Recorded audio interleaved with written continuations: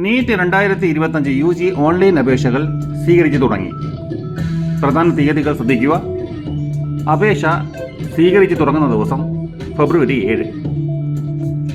അപേക്ഷ സ്വീകരിക്കുന്ന അവസാന ദിവസം മാർച്ച് 7.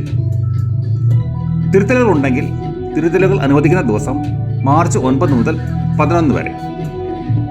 പരീക്ഷാ കേന്ദ്രം എവിടെയെന്ന് അറിയിപ്പ് ലഭിക്കുന്ന ദിവസം ഏപ്രിൽ 26.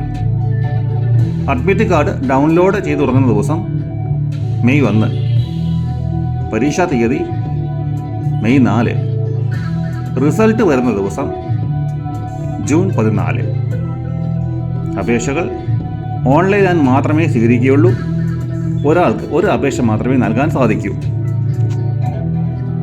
പരീക്ഷ മെയ് 4 ഉച്ചയ്ക്ക് 2 മുതൽ 5 മണി വരെയാണ്.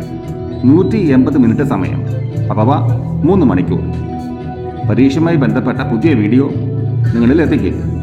അതിൻ്റെ നോട്ടിഫിക്കേഷൻ ലഭിക്കാനായി ഈ ചാനൽ സബ്സ്ക്രൈബ് ചെയ്യാൻ മറക്കരുത്. ഇനി എക്സാം ഫീയെ പറ്റി പറയാം. ജനറൽ കാറ്റഗറിക്ക് 1700 രൂപ, റിസർവേഷൻ കാറ്റഗറി 1600,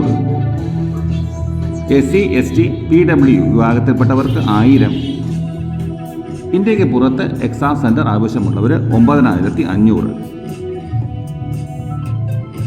ഓൺലൈൻ അപേക്ഷയിൽ 3 ഫോൺ നമ്പറും 3 ഇമെയിൽ അഡ്രസ്സും ചോദിക്കുന്നുണ്ട്. ആദ്യത്തെ 2 എണ്ണം വളരെ ഇമ്പോർട്ടൻ്റ് ആണ്. മൂന്നാമത്തേത് കമ്പൽസറി അല്ല. എന്നും ഉപയോഗിക്കുന്ന ഇമെയിൽ അഡ്രസ്സും ഫോൺ നമ്പറും കൊടുക്കാൻ പ്രത്യേകം ശ്രദ്ധിക്കുക. കാരണം അവിടെ നിന്നും അയക്കുന്ന എല്ലാ ഇമെയിലും മെസ്സേജുകളും നമ്മൾ അപ്ഡേറ്റ് ചെയ്ത് നോക്കിക്കൊണ്ടേയിരിക്കണം. ഫോട്ടോ 2 രീതിയിൽ വേണം. പാസ്പോർട്ട് സൈസ് ഫോട്ടോയും വേണം, പോസ്റ്റ് കാർഡ് സൈസ് ഫോട്ടോയും വേണം. ഫോട്ടോ എടുക്കുമ്പോൾ ചെവികൾ കാണത്തക്ക രീതിയിൽ 80% മുഖവും ദൃശ്യമാകുന്ന രീതിയിൽ മാസ്ക് ധരിക്കാതെ ലൈറ്റ് ബാക്ക്ഗ്രൗണ്ടിൽ കളർ ഫോട്ടോ ആയിരിക്കണം. അപ്ലോഡ് ചെയ്ത ഡോക്യുമെൻറ്റുകളിൽ അപാകതകൾ എന്തെങ്കിലും ഉണ്ടെങ്കിൽ NTA മെസ്സേജോ ഇമെയിലോ വഴി കാൻഡിഡേറ്റിനെ അറിയിക്കും. അപാകത തിരുത്തി പുതിയ ഡോക്യുമെൻ്റ് അപ്ലോഡ് ചെയ്യേണ്ടി വരും. ശ്രദ്ധിക്കുക, നമ്മൾ കൊടുത്തിരിക്കുന്ന ഇമെയിൽ ഫോൺ നമ്പർ ലൈവ് ആയിരിക്കണം.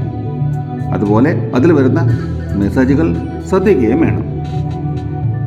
ഓൺലൈനായി അപേക്ഷ നൽകുന്നതിനായി അതിൻ്റെ വിശദാംശങ്ങൾ അടങ്ങിയ വീഡിയോയുടെ ലിങ്ക് ഡിസ്ക്രിപ്ഷനിൽ കൊടുത്തിട്ടുണ്ട്. അത് കണ്ട് ഓൺലൈൻ അപേക്ഷ നൽകുന്ന രീതിയും ഡോക്യുമെൻറ്റുകൾ അപ്ലോഡ് ചെയ്യുന്ന രീതിയും വ്യക്തമായി മനസ്സിലാക്കുക.